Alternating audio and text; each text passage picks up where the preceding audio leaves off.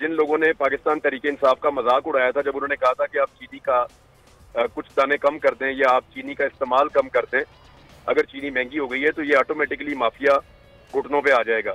बदकिस्मती से शायद सारी दुनिया एक ऐसे दौर से गुजर रही है जिसकी माजी करीब में कोई मिसाल नहीं। 2 साल से 2.5 साल से हम कोविड का शिकार थे और उसके भी मईशत के ऊपर मनफी असरात पड़े। ग्लोबलाइजेशन की वजह से एक गांव हो गई थी। सब्सक्राइब करें और बेल दबाएं ताकि कोई खबर रह न जाए।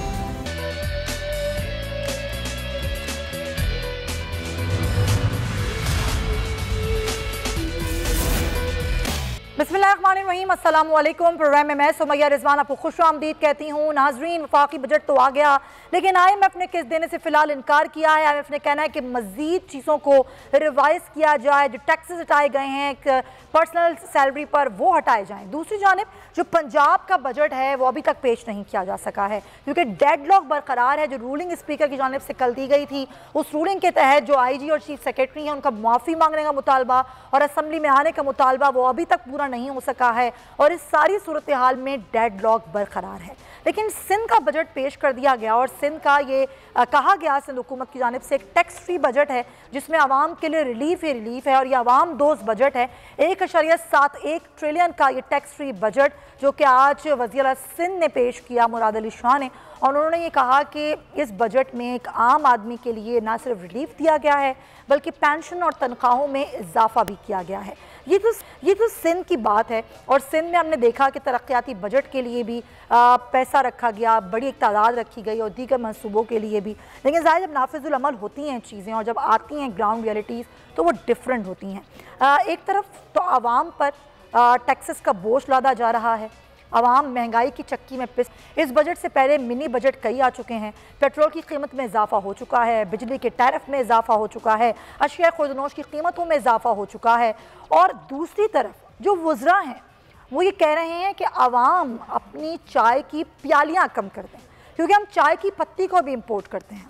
अगर हम चाय की प्यालियाँ ज़्यादा पियेंगे तो इससे मईशत पर बोझ पड़ेगा जनाब। तो क्या कहा एहसन इकबाल साहब ने, ज़रा आपको वो दिखाते हैं फिर बात करते हैं। मैं ये भी कौम से अपील करूंगा कि हम चाय की एक एक प्याली 2-2 प्यालियां कम कर दें, क्योंकि जो चाय हम इंपोर्ट करते हैं वो भी हम उधार लेकर इंपोर्ट करते हैं। ज़रे मुबादला बचाने के लिए चाय की प्यालियां कम कर दी जाएं, चाय कम पिएं। अगर आप दिन में 5 कप चाय पीते हैं तो 3 कप कम कर दीजिए, 2 कप कम कर दीजिए। ये एहसन इकबाल साहब कह रहे हैं अपनी शाह खर्चियाँ आप लोग कम कीजिए और इसी तरह ज़रे मुबादला जो है वो बचाया जा सकता है। कौम को अपना किरदार अदा करना पड़ेगा। तो इस पर ज़रा बात करेंगे। हमें ज्वाइन करें सीनियर सहाफ़ी हैं, तज़कियाकार हैं इमरान रियाज साहब, उनको हम वेलकम करते हैं अपने शो में। इमरान, बहुत शुक्रिया। इमरान, ये हो क्या रहा है? एक तरफ तो टैक्सेस का बोझ डाला गया, हर चीज़ की कीमत बढ़ाई गई ये कहने के लिए कि हम मुल्क को डिफ़ॉल्ट से बचा रहे हैं। मुल्क तो डिफ़ॉल्ट से बचेगा या नहीं बचेगा पता नहीं, आवाम बचे ना बचे, और कुर्बानी आवाम से मांगी जा रही है। अब कह रहे हैं अब चाय की प्यालियां कम कर दें ज़रे मुबादला बचाने के लिए, क्या कहेंगे? जी बिस्मिल्लाहिर्रहमानिर्रहीम, थैंक यू वेरी मच। तो भैया देखें मेरे से बड़ा नाकद कोई नहीं है PMLN का और मैं बहुत तनकीद करता हूँ, लेकिन इस मामले के ऊपर जिन लोगों ने पाकिस्तान तहरीक इंसाफ का मजाक उड़ाया था जब उन्होंने कहा था कि आप चीनी का कुछ दाने कम कर दें या आप चीनी का इस्तेमाल कम कर दें, अगर चीनी महंगी हो गई है तो ये ऑटोमेटिकली माफिया घुटनों पे आ जाएगा। मैं उस वक्त भी कह रहा था कि अवाम को स्टेप लेना चाहिए। पाकिस्तान तब तक आगे नहीं बढ़ेगा, पाकिस्तान तब तक कामयाब नहीं होगा जब तक कि पाकिस्तानी कुर्बानी नहीं देगा।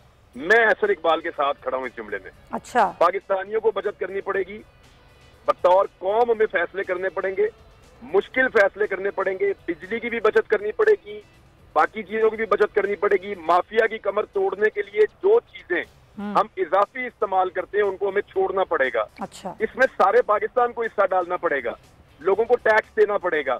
इंपोर्टेड सरकार की जो नाअहली है, जो नकम्मापन है, वो अपनी जगह पे, हुकूमत किसी की भी हो।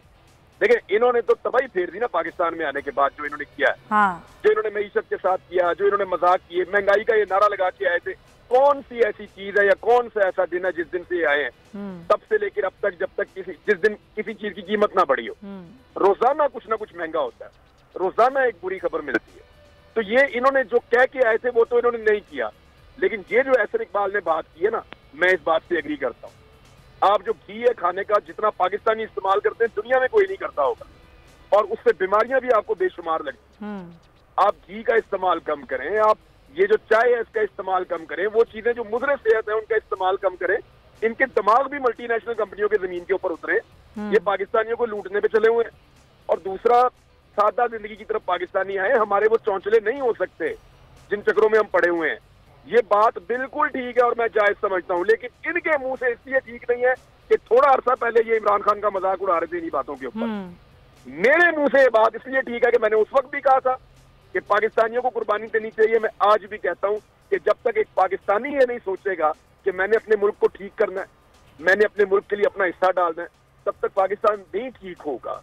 सबको रोल प्ले करना पड़ेगा, कुर्बानी देनी पड़ेगी, लेकिन इमरान बर्दाश्त करनी पड़ेगी। इमरान एक आम आदमी तो कुर्बानी दे रहा है ना, वो तो अपनी 2 वक्त की रोटी के लिए भी बड़ी कुर्बानी दे रहा है। आटा उसको महंगा मिल रहा है, चीनी, घी, तेल, हर चीज़ उसको महंगी मिल रही है, उसके बावजूद वो टैक्स देता है। वो एक सुई से लेकर हाथी तक टैक्स देता है। एक आम आदमी टैक्स दे रहा है, लेकिन जो लोग टैक्स नेट में नहीं है उसके लिए तो पहले भी इकदाम कोई नहीं हमें नजर आए, आज भी हमें कोई इकदाम नजर नहीं आ रहे। तो जो अमीर है वो अमीर तर हो रहा है और गरीब गरीब तर हो रहा है। इसका जिम्मेदार कौन है? आपकी इकोनॉमी जो है ना, उसको सही तरह डॉक्यूमेंट ही नहीं किया गया आज तक। बड़े बड़े जायंट्स को और मगरमच्छों को जो अरबों खरबों रुपया कमाते हैं हर महीने, उनको बचाने के लिए आपकी इकोनॉमी को अभी तक सही तरह डॉक्यूमेंट ही नहीं किया गया, और ये जानबूझ पर किया गया है। क्योंकि यही लोग आपके असेंबलियों में जाकर बैठते हैं, इनके नुमाइंदे जाके असेंबलियों में बैठते हैं, ये लोग पैसा खर्च करते हैं, उनको असेंबलियों में पहुंचाते हैं, फिर उनके मुताबिक कानून बनते हैं। तो इन लोगों ने बहुत मौज की है पाकिस्तान में। मैं इस बात से एग्री करता हूँ कि गरीब पे बोझ कम होना चाहिए, लेकिन याद रखें कि पाकिस्तान का गरीब जितना बोझ उठा रहा है बाकियों को भी उतना उठाना चाहिए। पूरा पाकिस्तान मिलकर बोझ उठाएगा, ये माफिया जो है ऐसी कमर टूट जाएगी। ये बात बिल्कुल ठीक है, लेकिन इंपोर्टेड सरकार इस काम के लिए बनी नहीं। वो बने अपने करप्शन के केसेस खत्म करने के लिए, वो बने नैब के पर काटने के लिए, वो बने ओवरसीज पाकिस्तानियों के वोट का हक खत्म करने के लिए, वो बने हर वो काम करने के लिए जिससे उनके दोबारा आने के रास्ते में कोई रुकावट है तो उसको दूर करना है। वो इस काम के लिए बने हैं, और वो बने हैं कुछ बहुत ताकतवर हलकों की फरमाइशें पूरी करने के लिए। और ताकतवर हलकों ने या सहूलतकारों ने जिनको उनको बनाया है, जिन लोगों ने उनको, उनकी ख्वाहिशात की तकमील करने के लिए बने हैं। तो ये कब तक होता रहेगा? एक तो ये हो रहा है, दूसरी तरफ जो बजट पेश किया गया वो ये कह के बजट पेश किया गया कि जी IMF से हमें किस्त मिलनी है, तो ये बजट भी IMF की उमंगों के मुताबिक होगा। IMF तो फिर भी नहीं मान रहा, IMF तो कह रहा है और मजीद रद्दोबदल करें, अपनी चीज़ों को और ठीक करें, वरना तो हम आपको नहीं देंगे किस्त। अब समझिए, आपके सवाल में जो पहले 3 लफ्ज थे ना, 3-4 लफ्ज थे, एक्चुअली वही है असल खुलासा। अच्छा, आपने कहा ये कब तक होता रहेगा, यही तो बात है कि कब तक होता रहेगा। जब तक तमाशा लगाने वाले तमाशा लगाते रहेंगे तब तक होता रहेगा। जब तक उनका तमाशे से दिल नहीं भरेगा तब तक होता रहेगा। जब तक जाती अना और जाती जिद की वजह से आप पाकिस्तान के नक्शे को तब्दील करने की कोई, नक्शे का मतलब ये नहीं है कि पाकिस्तान का खुदा न खास्ता जोग्राफिया, लेकिन हुलिया पाकिस्तान का बार बार आप तब्दील करने की कोशिश करते रहेंगे जब तक कि कभी ये डिजाइन लगा दो, कभी ये डिजाइन लगा दो, कभी ये कर दो, कभी इस तरह कर दो, कभी मुल्क को इस तरह चलाएं, कभी आजाद मुल्क बनाना है, कभी गुलाम मुल्क बनाना है। जब तक जाती अना की तस्कीन के लिए आप तजुर्बे करते रहेंगे, जब तक आप इस मुल्क के अंदर ये खिलवाड़ और ये तमाशा करते रहेंगे, जब तक तमाशा लगाने वाले तमाशा लगाते रहेंगे तब तक ये चलता रहेगा। और जिस दिन ये 2 ही सूरतें हैं, या तो तमाशा लगाने वाले इनकार कर दें और बोलें कि आज के बाद इस मुल्क में तमाशा नहीं लगा, बहुत तमाशा हो गया, अब इस मुल्क को चला लें, तो या फिर उनको रोक दिया जाए। मेरे ख्याल में रोक दिया जाए, इससे बेहतर है वो खुद रुक जाए और ये तमाशा बंद करें। तो रोक सकती है आवाम, कर सकती है आवाम, अपनी ताकत दिखा सकती है, रोक सकती है तमाशा लगाने से। अवाम सारा कुछ कर सकती है। अफगानिस्तान में अवाम थी तालिबान के साथ, टूटी हुई चप्पल के साथ उन्होंने नेटो के बूट उखाड़ के फेंक दिए थे। दुनिया की सबसे ताकतवर फौज वहां पे थी। मैंने वो ट्वीट भी किया, एक फोटो आप दिखा भी सकते हैं कि दुनिया की सबसे ताकतवर फौज थी वहां पे, और वो तुर्की ने वो पोस्टर बनाया, अमेरिका, और वो पूरी दुनिया के इत्तेहादियों को लेकर थे वहां पे, और उनको उखाड़ के वहां से निकाला क्योंकि अवाम साथ नहीं थी। याद रखें, अवाम के बगैर कोई कुछ नहीं होता, जितना मर्जी ताकतवर हो। कोई इदारा उतना ताकतवर नहीं होता कि वो अवाम की मर्जी और मंशा के खिलाफ एक खास लेवल से ज्यादा चल सके। इससे पहले कि पब्लिक मजीद वो बातें करना शुरू हो जाए जो वो अभी तक नहीं कर रही, निकले इसके अंदर से और ये तमाशा बंद करें। अच्छा, एक चीज और, अभी जो पंजाब में हो रहा है ये भी किसी की जिद और अना की भीटी चढ़ रहा है पंजाब असम्बली में बजट का मामला, जिसमें एक तरफ रूलिंग है स्पीकर की, दूसरी तरफ उनकी रूलिंग पर किसी किस्म का कोई अमल दरामद नहीं है। कल से ये मामला अटका हुआ है, आज तक हम देख रहे हैं कुछ नहीं हुआ। 12 करोड़ आवाम है पंजाब की जो बैठ के मुंह तक रहे हैं कि कब आएगा भाई, यहाँ पर ना कोई काबीना है, ना कोई देखने वाला है, ना कोई सुनने वाला है, जिसका जो दिल चाह रहा है वो कर रहा है। पंजाब में भी तमाशा लगा ना, कभी अकलियत की भी हुकूमत हुई है, कभी अकलियत, और जिन वोटों के साथ वो वजीर आला बना, सुप्रीम कोर्ट ऑफ पाकिस्तान ने कह दिया वो वोट ही नहीं कास्ट हुए। जब वो वोट कास्ट ही नहीं हुए तो वो कैसे बन गया? और दूसरा, अदम एतमाद तो कामयाब हो ही नहीं सकता था जब तक कि वो वोट कास्ट ना होते। यानी उस्मान बुज़दार के खिलाफ अदम एतमाद उस सूरत में कामयाब हो सकता था जब पीटीआई का जो मुनहरिफ रुकन है उसका वोट काउंट हो जाता। वो तो सुप्रीम कोर्ट ने मना कर दिया। तो एक ऐसी हुकूमत बनाई गई जिसका वजूद ही गैर कानूनी और गैर आईनी है, और उसको फिर भी चलाया जा रहा है। तमाशा करने वालों का अभी दिल नहीं भरा, वो और तमाशा करना चाहते हैं, लेकिन बाद औक़ात जो तमाशा लगाने वाला होता है ना, उसका अपना तमाशा लग जाता है। खुदा न खास्ता उस मुल्क को वहां तक ना लेकर जाए। तो आपको लग रहा है ये मामला कुछ सेटल्ड होगा, ऊंट किसी करवट बैठेगा, लग रहा है आपको पंजाब वाला मामला? ऊंट मुझे लगता है थक कर ही बैठेगा अब। अच्छा, तो ये फिर होगा क्या? अब देखें ना, बजट वाला मामला हो गया, वजीर आला पंजाब वाला मामला हो गया, दीगर ज़ाहिर वो मुनारिफ अरकान के वोट वाला मामला हो गया। हर चीज़ हम देखते हैं कि एक तातुल का शिकार है, एक डेडलॉक है हर मामले पर। देखिए, कल पीएमएलएन ने बड़ी कोशिश की है कि ट्रैप करे पीटीआई को, और पीटीआई के कुछ लोग ट्रैप होने पे। अच्छा, ये दो लोगों ने बड़ा जबरदस्त स्टैंड लिया कल। हाँ। एक मियां असलम इकबाल ने ये फटा डाल दिया था उन्होंने वहाँ पे। हाँ, बिल्कुल। और दूसरा स्टैंड लिया है सफ्तान खान ने जी। इन दोनों ने स्टैंड लिया कि सवाल ही पैदा नहीं होता हम आपके साथ कोई मुआहिदा करें, क्योंकि अगर पीएमएलएन के साथ ये मुआहिदा कर लेते, चाहे पीएमएलएन इनके सारे मुकदमे खारिज कर देते, आईजी आकर माफी भी मांग लेता, ये सारी चीजें भी हो जाती ना, तो पीएमएलएन की जो पंजाब की गैर आईनी हुकूमत है वो लेजिटिमेट हो जाती, यानी उसको तस्लीम कर लिया जाता दूसरे अल्फाज में। तो वो पीटीआई को समझ आ गई टाइमली, और उनको ये पता चल गया कि ये तो हमें ट्रैप कर रहे हैं। और कुछ लोग ये कह रहे थे कि जी बिल्कुल आप कर लें इनके साथ मुआहिदा, पर्चों से तो जान छुड़वाएं। तो उन्होंने कहा ये तो सियासी पर्चे हैं, ये तो होते रहते हैं, जान छुड़वाने से बेहतर है पर्चे हमारे ऊपर रहें, लेकिन इनके साथ कोई मुआहिदा कर लिया तो हम इनको तस्लीम कर लेंगे बतौर हुकूमत। तो अब मुसीबत पड़ी हुई है पंजाब में पीएमएलएन को, और स्पीकर क्योंकि परवेज लाई है वो ये कर सकते हैं। और मेरी इंफॉर्मेशन के मुताबिक जो लोग वहाँ पे ज्यादा उछल कूद कर रहे हैं, हमजा शहबाज ने शॉर्टलिस्ट करके उनको फेंटी शेंटी का भी बंदोबस्त करवाया, और आने वाले वक्त में इन लोगों के लिए हमजा शहबाज पंजाब को तंग करेंगे। तो यानी कि अब ये आपने जो खबर दी, लेकिन दूसरी तरफ दोनों तरफ से हम देख रहे हैं कि तनकीद हो रही है। एक तरफ तो ये हुकूमत ये कह रही है कि जी मोहन सलाई साहब क्यों बैठते हैं कमेटियों में, इजलासों में, वो किस हैसियत में बैठ के वो वरगला रहे हैं। उन्होंने कहा कि स्पीकर को वो ही वरगला रहे हैं। फिर यहाँ से ये तनकीद की जा रही है कि अता तारड़ साहब किस हैसियत में आ रहे हैं असम्बली में, और जिस तरह की वो हरकतें यहाँ पर आके कर रहे हैं, जिस तरह का उनका रवैया है, तो ये भी दोनों तरफ से हो रहा है। तो आपको लगता है कि असल जो आना है, जो असल जिद है, वो हुकूमत की तरफ से हो रही है या फिर इनकी तरफ से हो रही है? देखिए, तमाशा लगाया तो तमाशा देखना पड़ेगा, और तमाशे में उंगली भी आएगी, वो भी आपको देखनी पड़ेगी।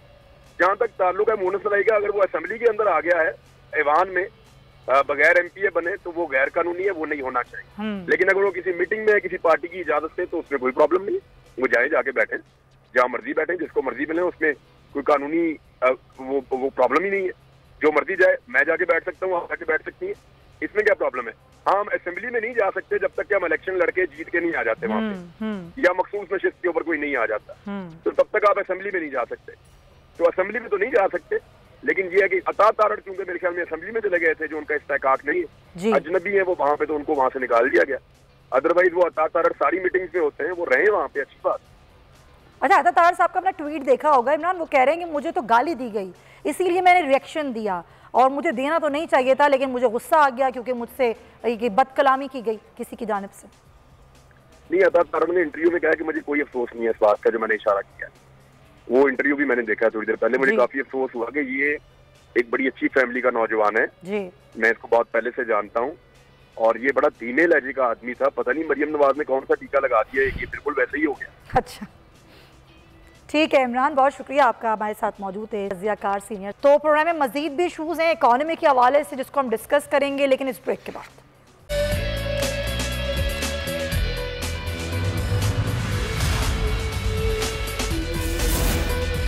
वेलकम बैक नाजरीन। आते हैं हम मईशत की सूरत हाल पर बात करते हैं। जब ये बजट आया, वफाकी बजट, तो ये कहा गया कि हम इसलिए टैक्स लगा रहे हैं, इसलिए तेल की कीमतें बढ़ा रहे हैं, बिजली का टैरिफ महंगा कर रहे हैं, क्योंकि मुल्क को भी डिफ़ॉल्ट से निकालना है। मुल्क एक मुश्किल सूरत हाल में है और हमें इसलिए आवाम के लिए मुश्किल फ़ैसले करने पड़ रहे हैं। लेकिन IMF ने फ़िलहाल ये कहा है कि आप रद्दोबदल करें अपने बजट में, और जब तक ये रद्दोबदल नहीं किया जाएगा आपको नई किस्त नहीं मिलेगी। और हम ये देखते हैं कि नाज़रीन, जब बजट आता है तो उसके बाद जो पहला हफ्ता होता है वो स्टॉक मार्केट्स के लिए बड़ा अच्छा होता है। उसमें हम देखते हैं कि डॉलर की कदर गिरती है, लेकिन ऐसा नहीं हुआ कल हमने देखा कि स्टॉक मार्केट 600 पॉइंट्स गिर गई, डॉलर की कीमत बढ़ गई। और अगर हम पूरी दुनिया में देखें तो दुनिया भर की स्टॉक मार्केट्स में कल मंदी देखी गई। इसकी वजूहात क्या हैं ये भी हम जानेंगे। हमें ज्वाइन कर रहे हैं डॉक्टर वक़ार मसूद साहब, माहिर मुआशियात हैं, उनको हम वेलकम करते हैं। डॉक्टर साहब, बहुत शुक्रिया आपके वक्त का। सर, ये बार बार कहा जा रहा था कि हमें मुश्किल सूरत हाल में मुल्क मिला, मुल्क की मईशत इस वक्त मुश्किल में है, इसीलिए हमें आवाम के लिए मुश्किल फ़ैसले करने पड़ रहे हैं। आज वज़ीर ख़जाना ये कह रहे हैं कि IMF का ये दबाव है कि आप पेट्रोल की कीमतें और बढ़ाएं। अगर आपने कीमतें नहीं बढ़ाई तो IMF से किस्त आपको नहीं मिलेगी। तो क्या होगा? कितनी महंगाई मज़ीद बढ़ेगी? और अगर ये बढ़ती चली जाएगी तब भी आपको लगता है कि IMF मान जाएगा, वो किस्त दे देगा? बहुत शुक्रिया।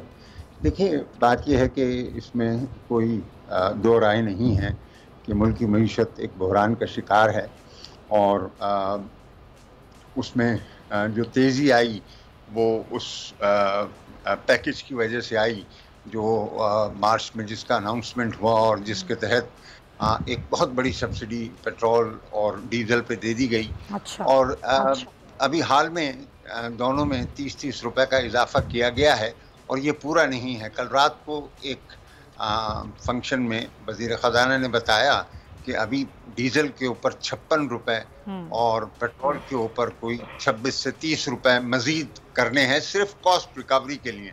जो गवर्नमेंट का टैक्स होता है, सेल्स टैक्स होता है, पेट्रोलियम लेवी, उसका भी कोई जिक्र नहीं है। लेकिन वो ये भी इंदिया दिया उन्होंने जब उनकी पोस्ट बजट प्रेस कॉन्फ्रेंस थी कि शायद ये काम भी उन्हें करने पड़ेंगे, और अभी फ़िलहाल नहीं करेंगे, वो शायद जुलाई वगैरह में करें। तो अब जहाँ तक IMF का ताल्लुक़ है, सिर्फ ये यानी ये तो बहुत अच्छा कदम हो गया था और IMF उस पर कोई ना कोई मुनासिब रवैया इख्तियार कर सकती थी, लेकिन बजट में और चीज़ें ऐसी रह गईं जिसकी वजह से आपने देखा कि कल जो IMF की पाकिस्तान में नुमाइंदा हैं, उन्होंने खुलेआम इस बात का इजहार किया है कि बजट के जो तजावीज़ हैं वो काबिल कबूल नहीं हैं, इल्ला ये कि उनमें बड़ी तब्दीली की जाए। और शायद उनको वक्त चाहिए इसके अंदर, वो फौरी तौर पे जो है कोई अपना इस पर इनपुट नहीं दे सकते। जब ये बजट बन जाए और इसकी मंजूरी हो जाए फिर ये IMF को देंगे, और फिर उसके बाद IMF इस पे गौर करना शुरू करेगा, इसका तजिया करेगा। तो ये जितनी आपको ज़रूरत है IMF की उतनी ही आप उसमें देर कर रहे हैं। ये बात तो सबको मालूम थी। अब तो माशाल्लाह तीसरा महीना लग गया है इनको इस काम में, तो ये मुनासिब नज़र नहीं आ रहा कि ये जो ताख़ीर हो रही है इसको फौरी तौर पर हमें रोकना होगा और जल्दी। चलें, आप ये कह रहे हैं कि इनको फैसले जल्दी मुश्किल फैसले लेने होंगे, इसमें ताख़ीर करेंगे तो मज़ीद प्रॉब्लम आ सकती है। डॉक्टर साहब, यहाँ पर रोकूंगी क्योंकि आवाम बड़े परेशान है, आवाम को ये बातें समझ नहीं आती, क्योंकि उनके लिए महंगाई बढ़ती जा रही है। एक दफ़ा महंगाई बढ़ती है तो फिर वो वापस नहीं होती है, यानी कि कम नहीं होती है। तो आवाम इस मुश्किल वक्त में अपना गुजारा कैसे कर रहे हैं, उनका रद्द-ए-अमल क्या है, वो आपको दिखाते हैं। डॉक्टर साहब से और बात करेंगे। आज तक आवाम दोस्त बजट कभी हमें मिला है? इतनी महंगाई है, ना घी सस्ता है ना आटा सस्ता है, कुछ भी नहीं है। बच्चे आजकल भूखे मर रहे हैं, लोग बच्चे सेल करने में तुले हैं, इतनी महंगाई है। मजबूरी है जी, हुण की कर सकने, अल्लाह के दुआई कर सकने जी, अल्लाह हिदायत दे। अगे भी जालम सन ते मजीद होर जालम हो गए ने, अगे नालों भी जालम हो के आए ने। वो तो बिल्कुल फ़ायदा नहीं मिला है इस टाइम। अगर यही हालात रहे ना तो पब्लिक जो है मेरा ख्याल खुदकुशी करने पे आने वाली है। ये बजट जो है आवाम दुश्मन बजट है। पेट्रोल इतना महंगा हो गया कि क्या कर सकते हैं, गरीब आदमी क्या कर सकता है। इतना पेट्रोल महंगा हो गया है, 210 रुपये लीटर। अब बंदा पेट्रोल डलवाए या अपने घर के खर्चे चलाए, 100 मसले होते। पहले जो हिसाब किताब था वो बजट अगर नहीं भी आता तो सही था। अब आप खुद सोचें घी कहाँ पे पहुँच गया, तेल कहाँ पे, ऐसे बजट का क्या फ़ायदा जब जॉब्स ही नहीं है। ये हम लोग खुद भी इससे परेशान हैं, मजदूरी है नहीं, बच्चों का नहीं पूरा होता है तो गरीब बंदा किधर जाएगा। बजट के अंदर भी गरीब आदमी और नीचे जाएगा, इनकी एक और शुगर मिल लग जाएगी, इससे ज़्यादा और क्या बनना है। इन्होंने फिर बाहर जाले आना है, ये लोग अपनी जेबें भरते रहेंगे, गरीब पिसता रहेगा। डॉक्टर साहब ने सुना, आवाम तो बहुत दिल बर्दाश्त है, उनको तो लगता है कि कोई उम्मीद है ही नहीं, चाहे ये हुकूमत हो या इससे पहले की हुकूमतें हों। आवाम के लिए तो कभी भी कोई बजट आवाम दोस्त नहीं रहा, उनके ऊपर तो टैक्सेस का बोझ ही आता है। अब तो ये लोग ये बातें कर रहे हैं कि हम खाना पीना पूरा करने पर नहीं रहे हैं, हमें खुदकुशी करनी पड़ेगी।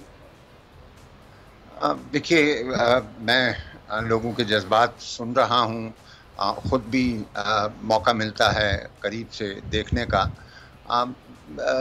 देखिए, बदकिस्मती से शायद सारी दुनिया एक ऐसे दौर से गुजर रही है जिसकी माजी करीब में कोई मिसाल नहीं है। अब देखिए ना, ये जो 2 साल से 2.5 साल से हम कोविड का शिकार थे और उसके भी मईशत के ऊपर मनफी असरात पड़े, और एक बड़ा असर जो पड़ा वो ये कि दुनिया ग्लोबलाइजेशन की वजह से एक गांव हो गई थी और ये परवाह नहीं करते थे कि जनाब एक गाड़ी को कम से कम 100 मुल्कों के अंदर उसके पुर्जे बन रहे हैं। लेकिन जब ये कोविड आया तो वो सप्लाई चेन टूट गई। अभी वो बनी नहीं थी सप्लाई चेन कि जनाब रूस और यूक्रेन की जंग शुरू हो गई, और फिर अमेरिका ने रूस पे पाबंदियां लगा दी, और एक बहुत बड़ा सप्लायर जो तेल और गैस का है उसके ऊपर सर एक चीज़, sir sorry to interrupt you, आपने खुद कहा एक बहुत बड़ा सप्लायर है रूस तेल और ज़ाहिर गैस का, उस पर पाबंदी लगाई गई, लेकिन खुद अमेरिका ने इंटरेस्ट रेट बढ़ाया जिसकी वजह से जो मुख्तलिफ ममालिक की करेंसी है वो डी वैल्यू हो रही है। सारी स्टॉक मार्केट कल हमने देखा मंदी का शिकार हुई। इंडिया अभी हम देखें तो इंडिया जो ख़रीद रहा है रूस से तेल, यानी कि वो अब सऊदी अरब से भी ज़्यादा बड़ा बेचने वाला हो गया रूस इंडिया में तेल, इराक़ के बाद। तो सर ये भी तो है ना सूरत हाल, हमारा हमसाया मुल्क रूस से तेल ख़रीद सकता है, हम नहीं ख़रीद सकते क्योंकि सैंक्शन है और हम उस सैंक्शंस के ज़ाहिर पाबंद हैं। फिर जो दिल चाहता है अमेरिका वो कर रहा होता है पूरी दुनिया में। देखिए, जो जितना ताकतवर होता है उसी के हिसाब से वो अपने मामलात को तय करता है, ये तो एक बिल्कुल मतलब हकीकत है। आपने बिल्कुल दुरुस्त फरमाया, यानी खुद अमेरिका के अंदर इन्फ्लेशन 40 साल के बाद लौट कर आया और डबल डिजिट के अंदर हुआ है, और पूरे यूरोप में अभी चंद महीने पहले नेगेटिव इंटरेस्ट रेट से इन्फ्लेशन नेगेटिव था, वहाँ पर भी जो है डबल डिजिट के अंदर आ रहा है। तो ये यानी कि सारी दुनिया में एक हिजान बरपा है, सारी मईशतों के अंदर ये हिजान बरपा है, और इन सब का असर जो है वो कीमतों पे पड़ रहा है, और जो गरीब ममालिक हैं उनको एक तरह से गैर मुतनासिब असरात उनके ऊपर पड़ रहे हैं, और उनके लिए जो है कॉस्ट ऑफ एडजस्टमेंट बहुत ज़्यादा है। और हमसे IMF बेसिकली यही कह रहा है कि ये जो कीमतें बढ़ी हैं दुनिया में, अब मतलब पिछले साल जब बजट शुरू हुआ तो $60 का तेल था, अब $130 का है। और ऐसे ही पाम ऑयल की कीमत देख लें, ऐसे ही आप गंदम की कीमत देखें, $250-300 का गंदम आ रहा था, अब वो $550 का गंदम है। तो एक बहुत बड़ा जो है वो चेंज है, आप सही कह रहे हैं कीमतों में। लेकिन अब ज़ाहिर इसका हल क्या होगा, इस पर हम आने वाले प्रोग्राम में बात करेंगे। डॉक्टर वक़ार मसूद साहब, बहुत शुक्रिया सर आपके। तो ये सारी सूरत हाल थी, अब देखना होगा कि पॉलिसीज़ क्या बनती हैं, ज़ाहिर हमारी हुकूमत क्या पॉलिसी बनाती है। तो ये सारी सूरत हाल एक तरफ हम देख रहे हैं पंजाब में जो मामला है बजट का वो डेडलॉक का शिकार है, मुल्क की मईशत जो है वो तबाही के दहाने पर है। अब देखना ये होगा कि ख़ासतौर मईशत के हवाले से और महंगाई के हवाले से क्या इक़दाम देती है हुकूमत आगे जाके। कह तो रहें कि जाते जाते आप देख लेंगे कि मुल्क डिफ़ॉल्ट से निकल गया, ये आने वाला वक्त बताएगा। फ़िलहाल नाज़रीन, प्रोग्राम का वक्त ख़त्म होता है, इंशाअल्लाह आपसे कल मुलाकात होगी। अपना बहुत ख्याल रखिएगा, अल्लाह हाफ़िज़।